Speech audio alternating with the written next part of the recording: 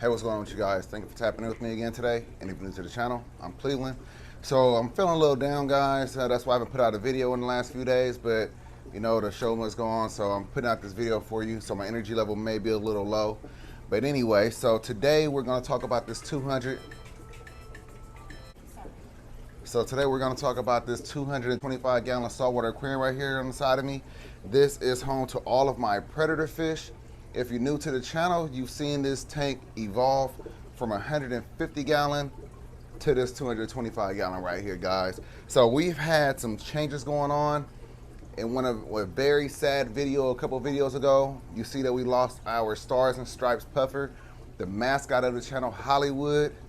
But we have some good news for you guys. We have a lot of good news for you, matter of fact. So first thing some of you may notice, if you one of the OGs to the channel, you may notice, is escape. So we obviously changed up the whole scape itself. I'll tell you why in just a moment. But the scape has changed. We have in here some new inhabitants, guys. I don't always record when I get new inhabitants because I want it to be a surprise for you guys. So you may have seen the last video where we went and got the Stars and Stripes, and we also added in here the parrotfish. The parrotfish we moved out. We have him over there in the 10 gallon right now. Until it gets bigger, then he could come over here. But let's talk about who we have in here. So again, we have our Stars and Stripes puffer right here. Small little guy. That is the baby Hollywood, guys. Right next to our porcupine puffer, Bugsy, little blue eyes. We have our rabbitfish. That's a new one that I haven't introduced to the channel yet. You see the rabbitfish, babe? Yep. We have our orange line trigger down there. He's a little mean guy, small. We have our panther grouper down below. We have two in here. They're getting quite large, guys. They're probably about like 5 inches now, if not bigger. We also have, look how big our emperor snapper has gotten. He's probably about, I would say about 5 inches as well. Sure. Followed by our queen angel fish. We have a beautiful Niger trigger right here. Nigel. We have our sailfin tang right there. Absolutely stunning. Oh, there's our other panther grouper. So one is actually darker than the other. That's how we could tell the difference. We have our Nassau tang up top. Doing amazing. We have our emperor angel right here. That is pretty much the boss of this tank, guys. We have our magnificent fox-faced rabbitfish back there. Oh, let's go down to the Sohao tank. This was a crown jewel, guys. We just recently got him. I've been wanting to get Sohao tank for quite a while, and we finally have one. I'm above and beyond happy about that. We have our OG of the tank right back there. Picasso. Let's see him come out right there. No, he wants to stay. Nope. And then we also have back there a white spot grouper, and there go Picasso. But the white spot grouper right there.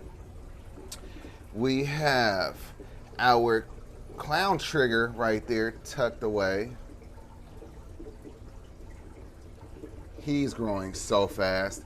And let's show them Titus. Yes, guys, if you're new to the channel, you may not know who Titus is, but the OGs know who Titus is, guys. Titus is back in the 225. And when I tell you that by him being put in that 20 gallon for probably like 2 to 3 months, changed his whole behavior. Oh, guys, it changed his behavior. A totally new fish. As you can see, he's not the boss of the tank. He's not bullying nobody. He doesn't go after nobody. Total change in attitude. And I think that's because, actually I know that's because, not only did I put bigger fish in here, but I put some dominant fish in here. Like I said, the tank boss of this, the tank boss over here is the emperor angelfish. And then, you know, the queen angel or whatever. But the emperor is not allowing Titus to try to take ownership of that title in this tank. So, and then I also put in a bunch of other bigger fish. You know, the groupers in here are quite large. The emperor snapper is quite large.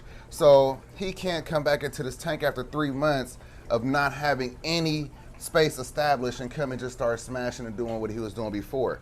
So sometimes if you have a very, very aggressive fish, that's what you might want to try. With that being said, we also have a Miniatus grouper. We're going to show you him in just a minute. Beautiful Miniatus grouper, red, beautiful colors. He was in here. I love his personality. He has a much better personality than our first one, Corey. Corey was he was a sneaky fish. You know, he would come out, snatch the food, go back in hiding. He didn't want, anytime I look at him, he wants to, you know, scatter off and go somewhere else so I can't see him, and he would kill fish. So this one over here actually stayed out and about, come and grab the food, no issues like that. So I really love his personality. But he did kill our Lineatus. It's called a blue line grouper. Beautiful fish, a little bit smaller than him, got them at the same time. Beat him up, killed him. So we couldn't have that. He also beat up our white spot grouper, and we had to move him out. So we're gonna try the same technique with our Miniatus. We're gonna leave him over there for a few months. Right now he's at a 20 gallon, he's gonna stay there by himself. So I'm hoping that by us leaving him over there for a few months, allowing some of these other fish to get bigger, establish their dominance, when we move him back, things will be different. That's the reason why the escape is so different, because we had to remove everything to get him out. And then while we were doing that, we decided to do a very good cleaning on this tank. So it's looking immaculate right now, guys. So right now what we have in our smaller tanks over there, we have our Miniatus in the 20 gallon, and then we have our, and we have our Princess Parrotfish in the 10 gallon. So we're gonna show those guys to you, but I also wanna show you, so we went ahead and fixed our skimmer. So we are no longer using the smaller one. We're back to using this big one right here. As you see, our filter socks are clean. So that's the beauty of having extra socks. So I'm actually gonna just throw these in the washer. Throw them in the washer with some bleach, and that's pretty much it. So yeah, tank doing amazing, everybody's doing great. I can do a little feeding for you. I probably will do when I run a montage. I'll feed these guys for you. Look how thick that magnificent fox-faced rabbitfish is. That is a healthy fish, y'all.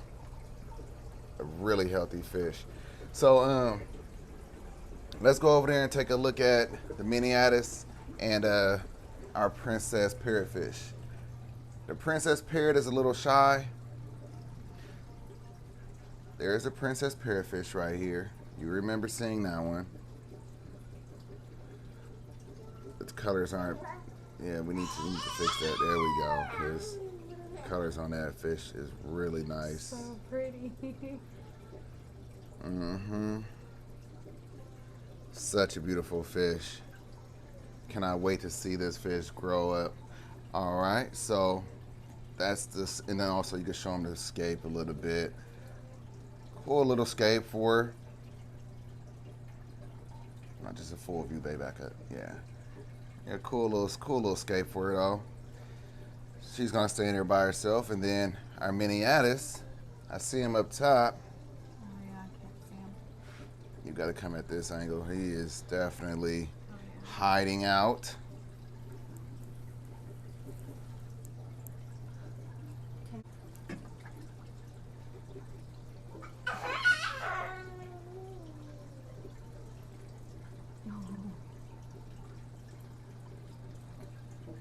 Did you see him? Oh, he's like.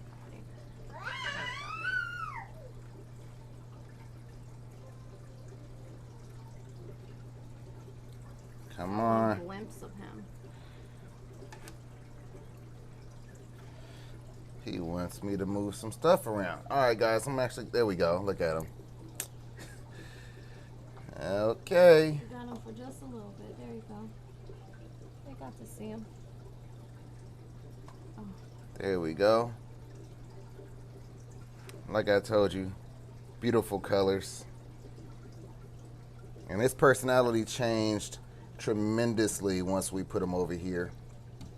But if he wasn't being a killer, we wouldn't have to do that. But he'll be over here for some months.